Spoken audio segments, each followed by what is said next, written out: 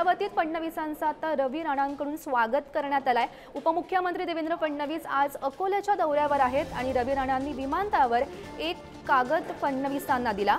नवनीत राणांच्या उमेदवारीसाठी रवी राणांकडून आता हे प्रयत्न सुरू असल्याचं सध्या समोर येत आहे। तर अमरावतीत फडणवीसांचं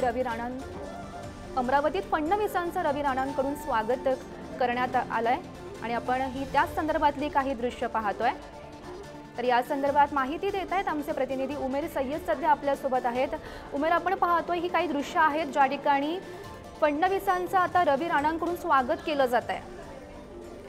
नक्कीच गौरी, आज जर बघितलं तर उपमुख्यमंत्री देवेंद्र फडणवीस आज विदर्भाच्या दौऱ्यावर आहेत। अकोला आणि वर्धात ते बैठकी देखील घेणार आहे आणि या दरम्यान त्यांनी अमरावतीच्या बेलोरा विमानतळावर उतरल्यानंतर रवी राणा यांनी देवेंद्र फडणवीस यांची भेट घेतली आहे। यावेळी त्यांच्यासोबत भाजपचे प्रदेशाध्यक्ष चंद्रशेखर बावनकुळे देखील होते।